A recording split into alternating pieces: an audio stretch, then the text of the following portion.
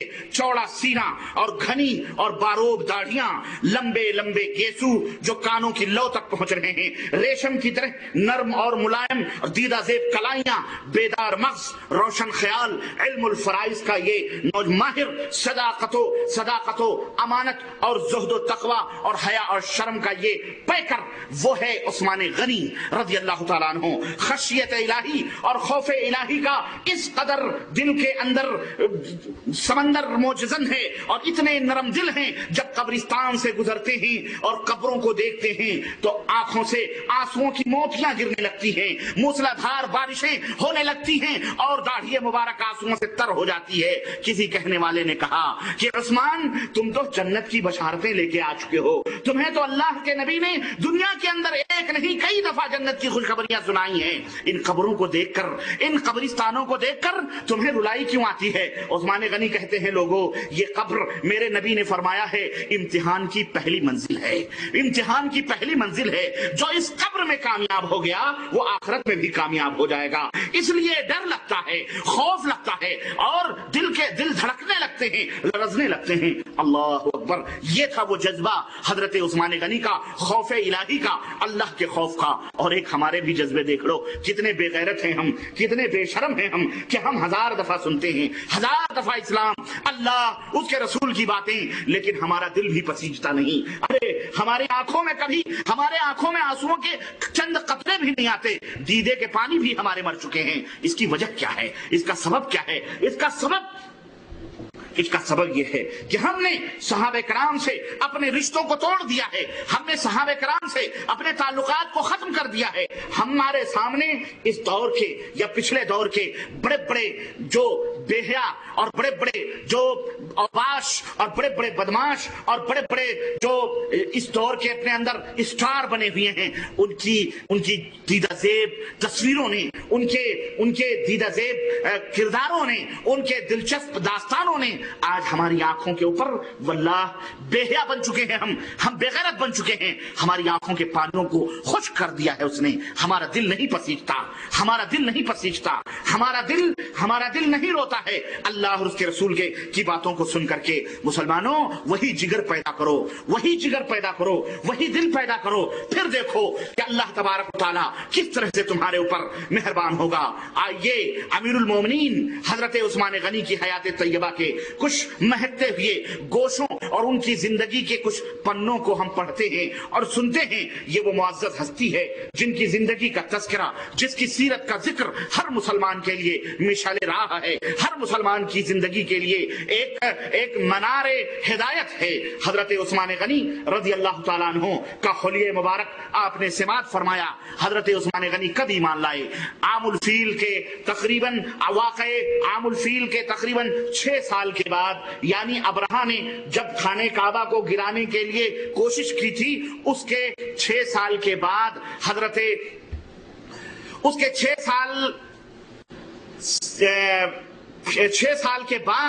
حضرت امیر المومنین عثمان غنی رضی اللہ تعالیٰ عنہ کی پیدائش ہوتی ہے۔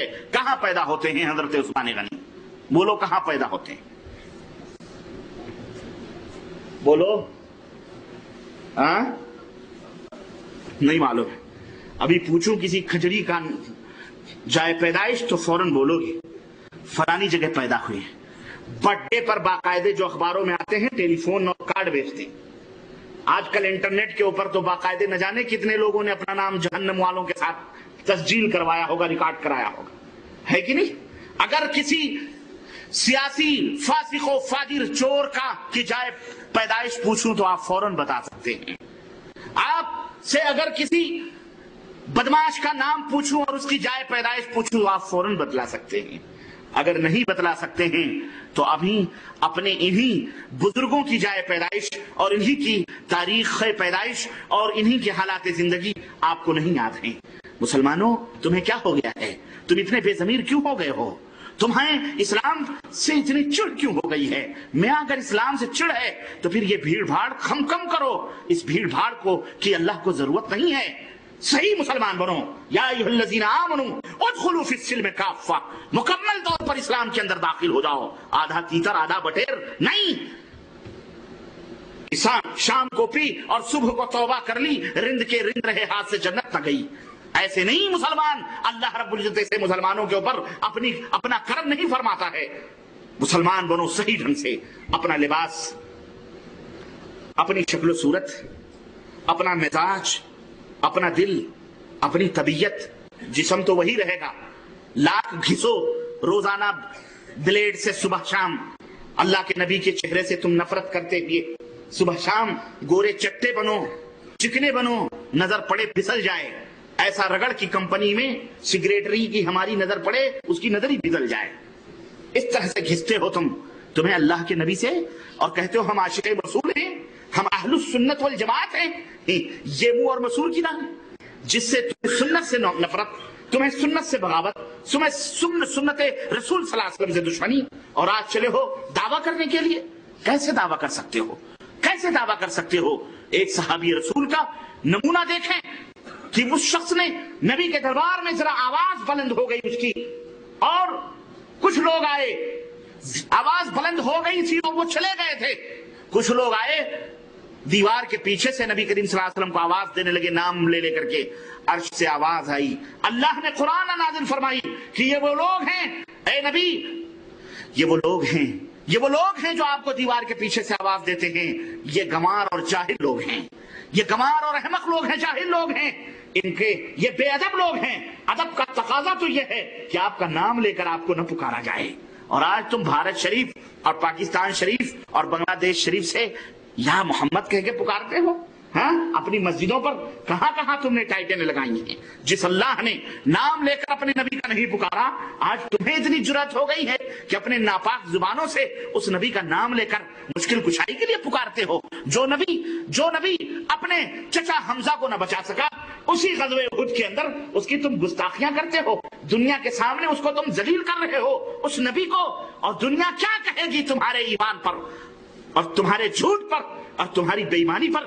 کہ دنیا کیا کہے گی کہ نبی زندہ ہے، غزوہ احد کے اندر اس نبی کا چچا اس کے سامنے، نبی کا چچا، نبی کا کون سا چچا؟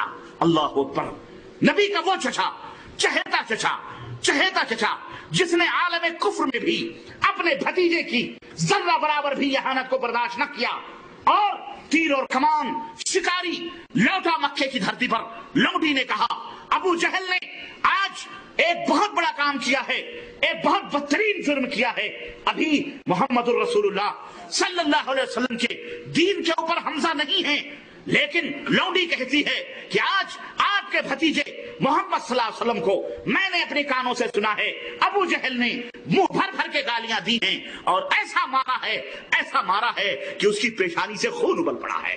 چچا حمزہ نے برداشت نہ ہوا، بھتیجے کی مرا ہوا باپ، یتیم بھتیجا جس کا کوئی سہارا نہیں، جس کا کوئی آنسو پوچھنے والا نہیں، بچپن سے انہی کی آغوش میں پلنے والا بھتیجا، کہا کہ ابو جہل نے مارا ہے، کہا ہاں، اسی حالت میں خانہ کعبہ کے اندر داخل ہوتے ہیں۔ ابو جہل نہایت ہی فخر اور غرور کے ساتھ اپنے مجلس میں بیٹھا ہوا، حمزہ نے کہا تو نے اے اپنی چوتڑوں پر خوشبو ملنے والا نابکار، تو نے میرے بھتیجے کو مارا ہے، اس کو تم نے گالی دی ہے، لے۔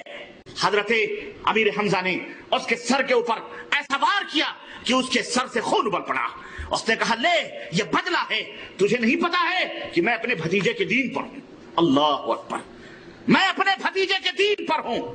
پلٹ آئے مار کر، غصہ ٹھنڈا ہوا، رات بھر کروٹیں بدلتے رہے، رات بھر بسترے کی سلوٹوں نے سونے نہ دیا، اور یہ سوچتے رہے میں تو اپنے بھتیجے کے دین پہ نہیں ہوں، پھر کیسے میں نے کہہ دیا کہ میں بھتیجے کے دین پر ہوں۔ نیند نہ آئی، صبح سویرے نبوت کے دربار میں پہنچے، کہنے لگے بھتیجے تو کون سا دین لے کر کے آیا ہے، تو کیا بات بتلا رہا ہے؟ محمد الرسول اللہ صلی اللہ علیہ وسلم نے قرآن کریم کی تلاوت فرمائی، نبی نے اپنے اللہ کا پیغام سنایا۔ کہنے لگے بھتیجے بڑا ہی پیارا کلام ہے، بڑا ہی مقدس کلام ہے، لے آج میں تیرے دامن سے چمٹنے کا عہد کرتا ہوں، اشہد ان لا الہ الا اللہ واشہد ان محمد رسول اللہ۔ وہ چچا غزوہ احد کے اندر اس کے ناک کاٹے گئے، اس کے کان کاٹے گئے، اس کی گردن کاٹی گئی، اس کے انگلیاں کاٹی گئیں، اس کے کلیجے کو پھاڑ کر ہند زوجہ ابو سفیان نے اس کے کلیجے پھاڑ کر اس کو کچا چبایا۔ وہ نبی اگر جانتا، وہ نبی اسی قصبہ